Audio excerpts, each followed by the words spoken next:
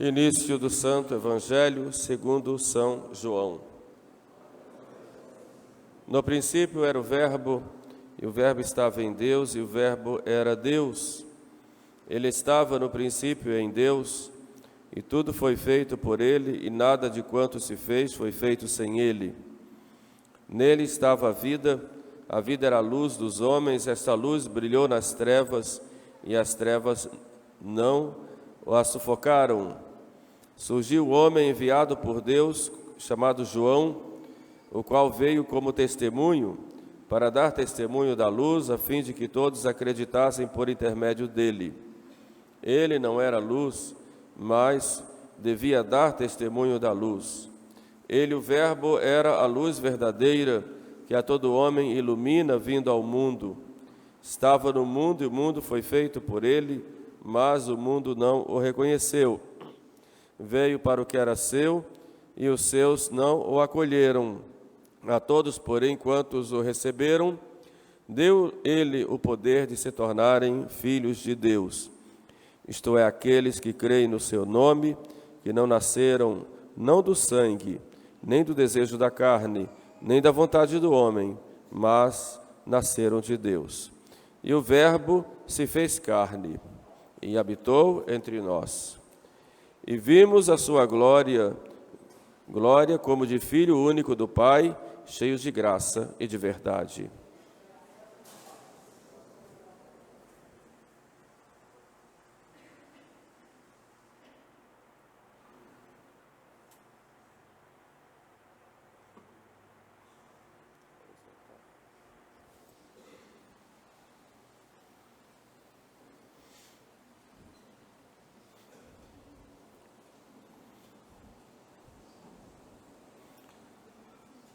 Há dois evangelhos que falam da infância de Jesus, São Lucas e São Mateus.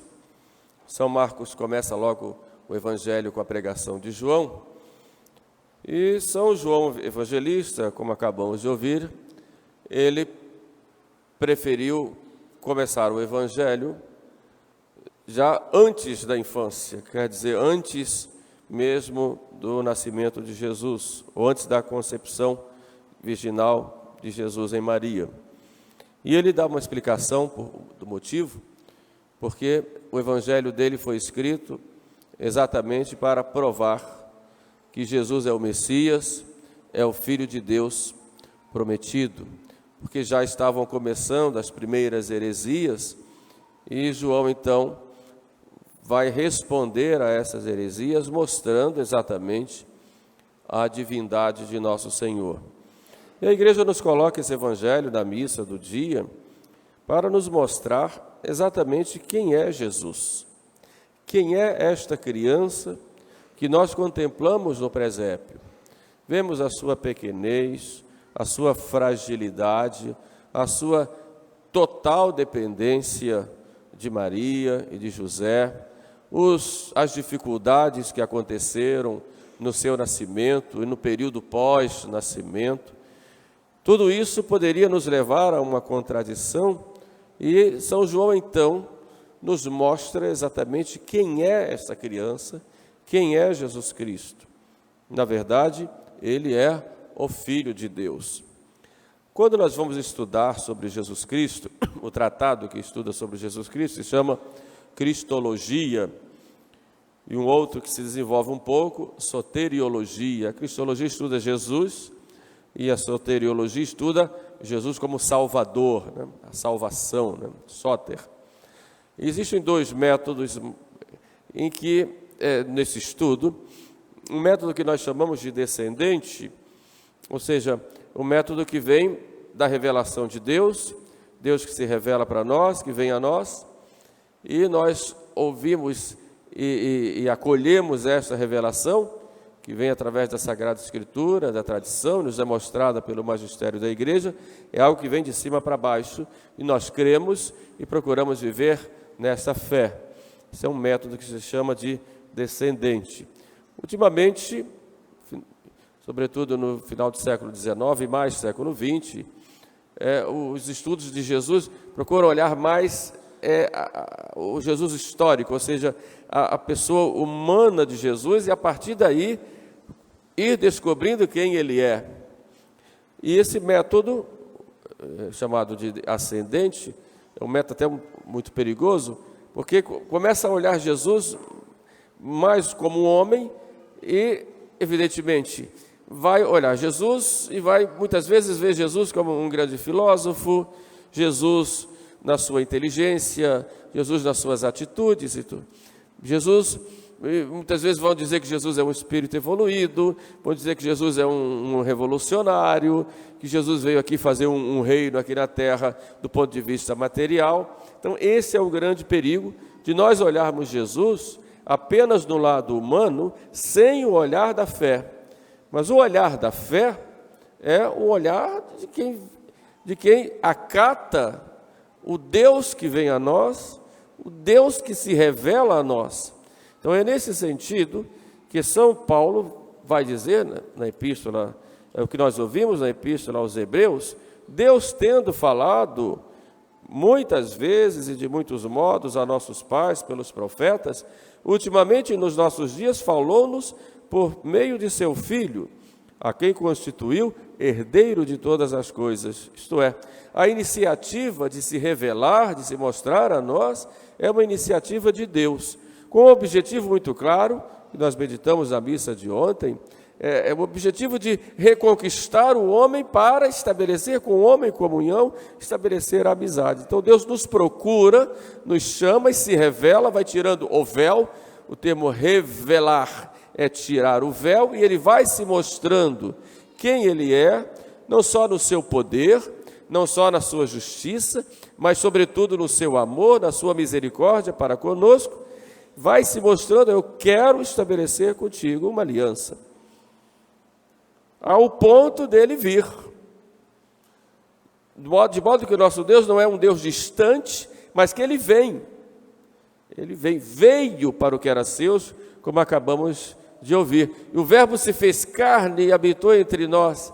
Esse habitar entre nós, a tradução mais tradicional é, o verbo se fez carne e armou a sua tenda entre nós, isto é, veio morar conosco, com este objetivo que acabei de dizer, que é o de estabelecer conosco uma amizade, estabelecer uma verdadeira aliança.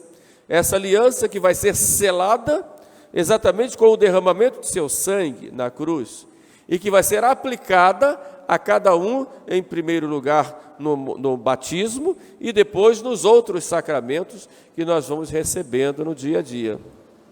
Mas a iniciativa é de Deus.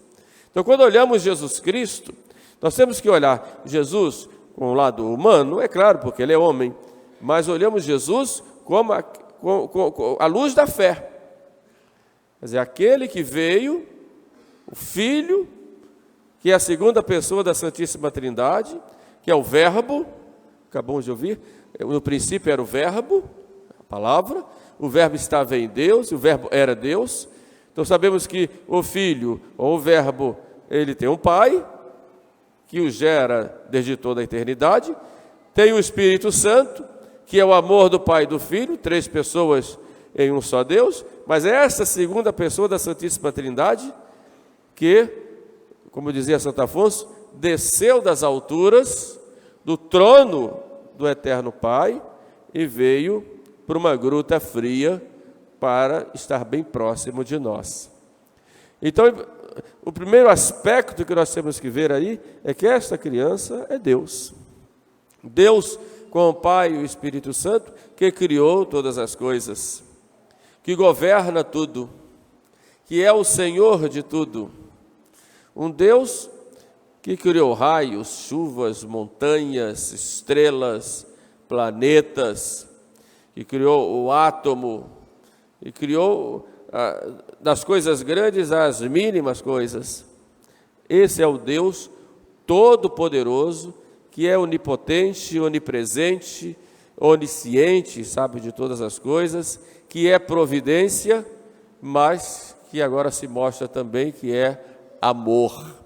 E é por amor que ele vem para nos resgatar. Foi por amor que ele nos criou. Houve uma revolta do ser humano quando pecou, e o pecado de Adão foi um pecado de revolta, porque quis ser como Deus, e em cada pecado nosso há uma revolta contra Deus, há uma rejeição de Deus, como diz Santo Tomás de Aquino, o pecado é uma aversio Deum e conversio criatura, ou seja, é a aversão de Deus, eu escolho entre Deus e a criatura, escolho a criatura. Então há em cada pecado nosso uma atitude de orgulho, de vaidade e de desobediência e de uma escolha errada. Escolhemos não a Deus, mas a criatura, ou escolhemos a nós mesmos, que somos criaturas. Então Deus, diante disso, Ele no seu amor, Ele quer reestabelecer essa amizade e Ele então nos procura. Mas é Deus. E nós vamos olhar na vida de nosso Senhor, Ele manifestar essa sua divindade. E São João, por isso, logo depois desse prólogo, ele vai nos levar, primeiro ele diz, a todos aqueles que creem no seu nome, então nota aí a importância, a necessidade da fé, creem no seu nome, que não nasceram do sangue, nem do desejo da carne, nem da vontade do homem, mas nasceram de Deus, de modo que pelo batismo há um novo nascimento em nós nascemos de Deus.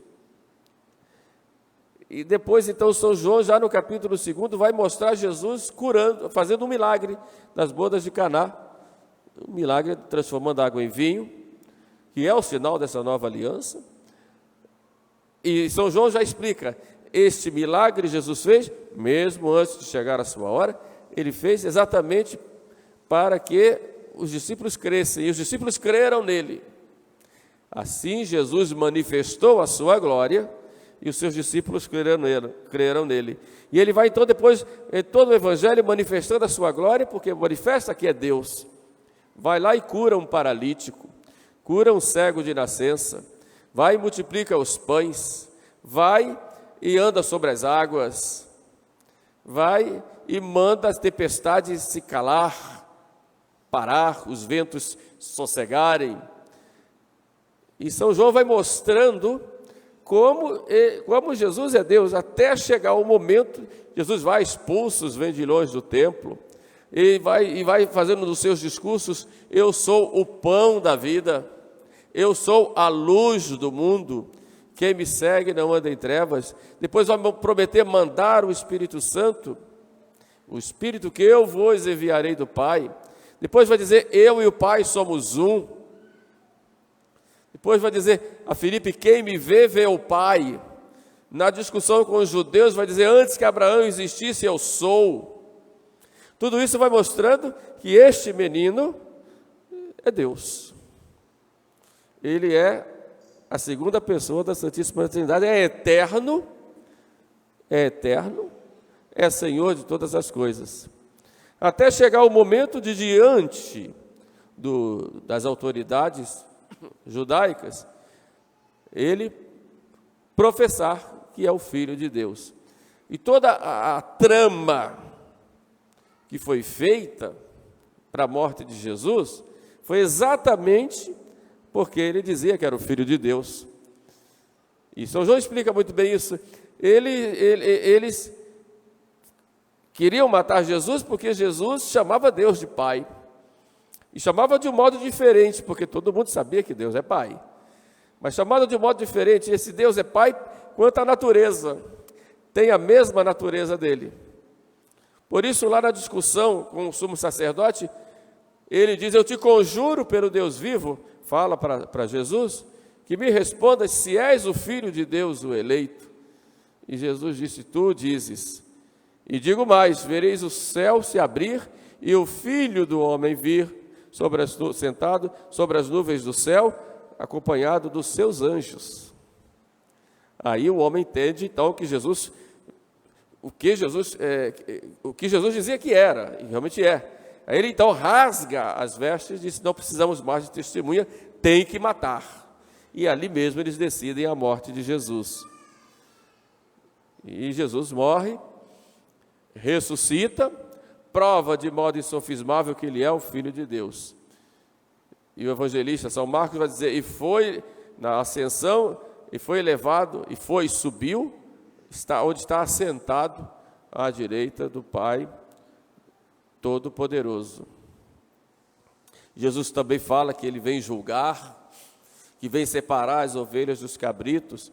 Então nós vemos que esse Jesus histórico, que viveu na Palestina até o ano 30 ou 33, segundo alguns, em termos de data, que nasceu em Belém, viveu em Nazaré durante 30 anos, depois foi pregando por toda a parte da Palestina, arrastando multidões, até ser traído por um Judas, ser abandonado pelos seus mais próximos, ser crucificado, ressuscitou, subiu ao céu. Esse Jesus, essa criança, é Deus.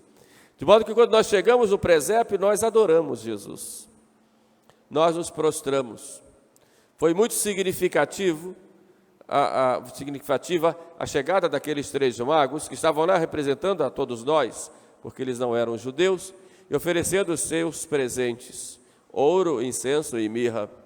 Ouro, porque Jesus é rei; incenso, porque é Deus; e mirra, porque é homem, e homem de dor.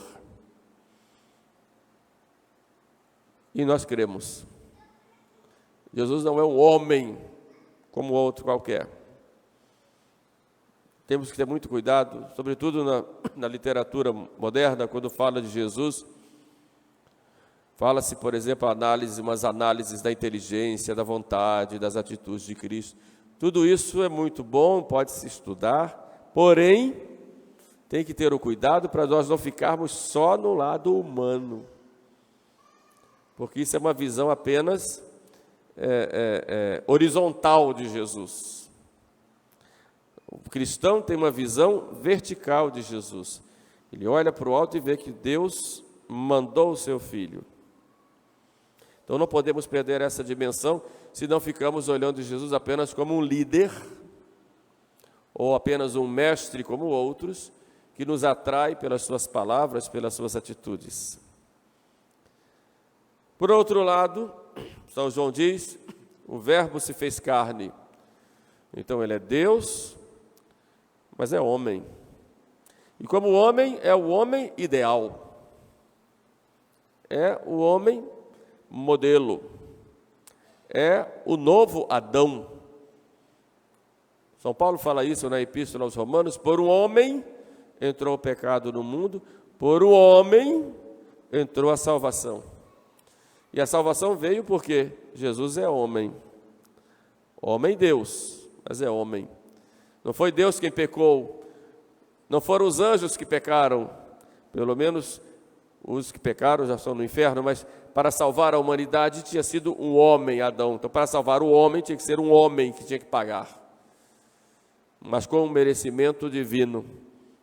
Então Deus manda o seu Filho, que vai mostrar para os homens como é o homem ideal, o modelo, a imagem do Deus invisível, a presença visível aqui na terra, em tudo aquilo que é próprio do homem, sentimentos, alegrias, dores, tristezas, atitudes, palavras, família, relacionamento com pessoas, vida social, vida religiosa, tudo está ali em Cristo.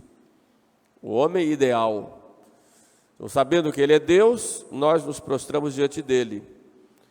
Sabendo que Ele é homem e Deus, nós o imitamos, porque Ele é nosso modelo.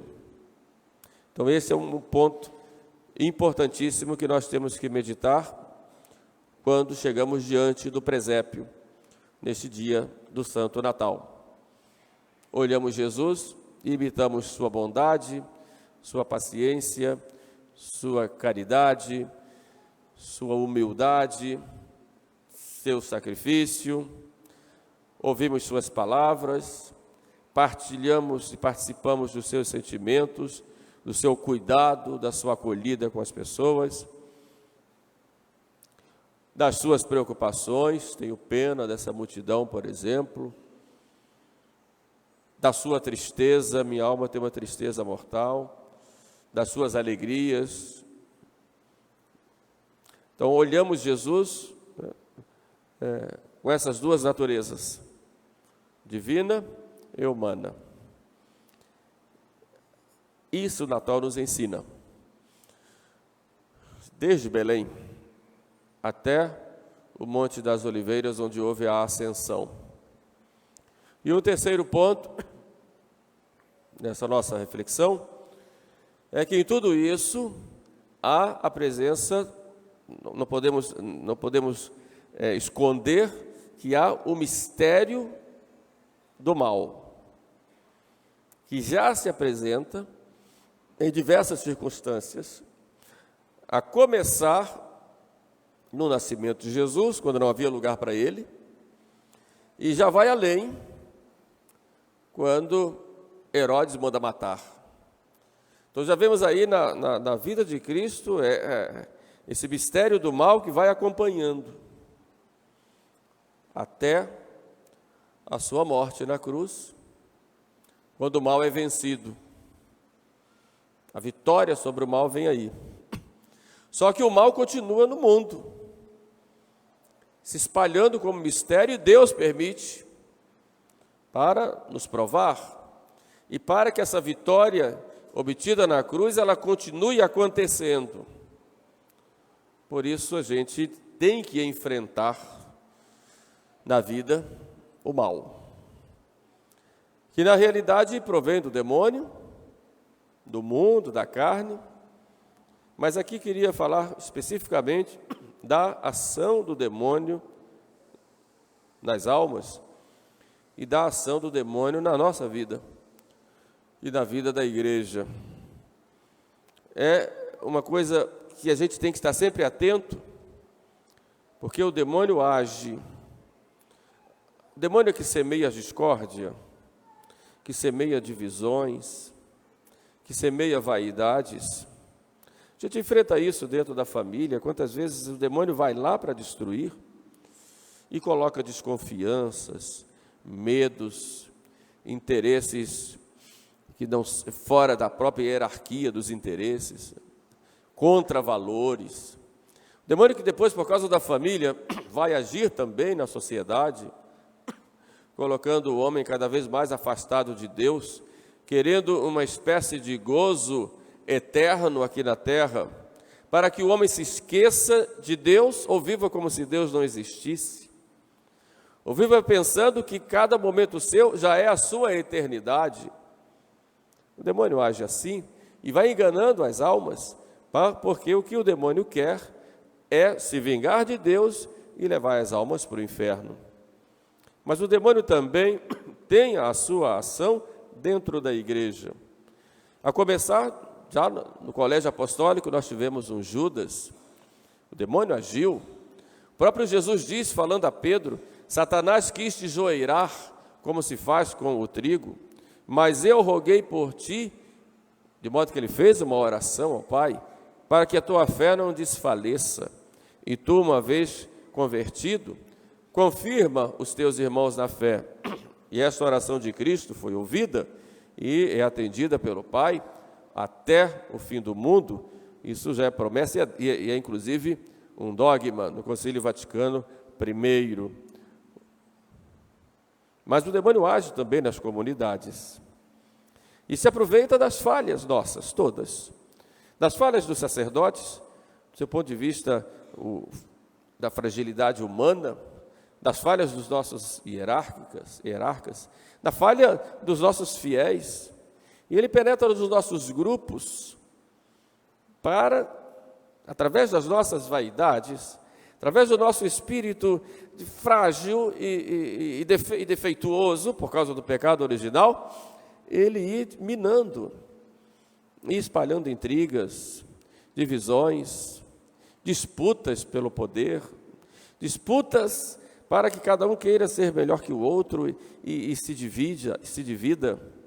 E ele vai esfacelando as diversas comunidades, a tal ponto de muitas igrejas se destruírem, porque foram tão ingênuas e não perceberam que o demônio estava ali manipulando atitudes, situações e até palavras, ou inspirando pessoas para que as coisas se acabassem. E nós temos que ter muito cuidado, porque o mal ele penetra exatamente lá onde ele é combatido, e penetra ali na igreja. Não foi à toa que o Papa Paulo VI, hoje santo, dissesse aos seminaristas, e depois ao povo, em 1972, que por alguma brecha tinha entrado a fumaça de Satanás na casa de Deus, no templo de Deus, de modo que a igreja, palavras de Paulo VI, já vivia naquela época, estamos em 1972, um processo de autodestruição, de autodemolição. É claro que nós sabemos que as portas do inferno não prevalecerão contra ela, mas muitas comunidades podem se destruir exatamente por essa ingenuidade ou por causa das nossas vaidades, de acharmos que somos melhores do que os outros, que somos uma espécie de católicos de primeira classe, enquanto os outros são de segunda, terceira ou quarta classe, nós nos destruímos por causa disso. Então temos que ter muito cuidado, que o demônio pode usar disso para acabar com a nossa vida espiritual e acabar com as nossas comunidades, e o que ele quer é exatamente isso, onde o povo reza, onde o povo adora a Deus, onde o povo faz sacrifício, ele quer entrar ali exatamente para semear as discórdias e levar ali a destruição. Então nós temos que ter muito cuidado, porque essa existência, essa ação do mal, ela vem lá desde o início, não do paraíso, mas em termos de igreja, vem lá desde o Evangelho. Lá temos um Herodes que manda matar o menino. Depois o menino tem que morar lá em Nazaré e vai para Nazaré, exatamente porque o descendente de Herodes, Arquelau, que também era um malvado, e morava lá na Judéia, e São José achou mais prudente ir para Nazaré. E assim toda a história da igreja, e assim também na nossa história pessoal. Por isso, diante do presépio, nós contemplamos a Jesus, ao menino Deus, Deus que se revela no seu amor para nós, homem Deus, homem ideal, que nos ensina com a sua vida a sermos agradáveis a Deus, a sermos homens perfeitos, como nosso Pai Celeste quer que nós sejamos. Porém, não podemos ser ingênuos, achando que tudo vai muito bem e que o demônio não está atento. Como dizia São João Crisóstomo, o demônio trabalha mais para a nossa perdição do que nós trabalhamos pela nossa salvação. E ele vai pegar exatamente nos nossos pontos mais fracos para aí nos derrubar. E sabe que muito bem que derrubando, ele não tem pressa, o demônio não tem pressa, ele tem eternidade. Ele começa com uma coisinha aqui, outra ali, até chegar lá. E ele não desiste. Então, temos que ter essa clareza, e como disse Jesus, sermos mais espertos, porque os filhos das trevas o são muito mais que nós. Diante do presépio, nós contemplamos a figura de José e Maria, que no seu silêncio, mas sobretudo no seu amor, se entregam e cuidam de Jesus.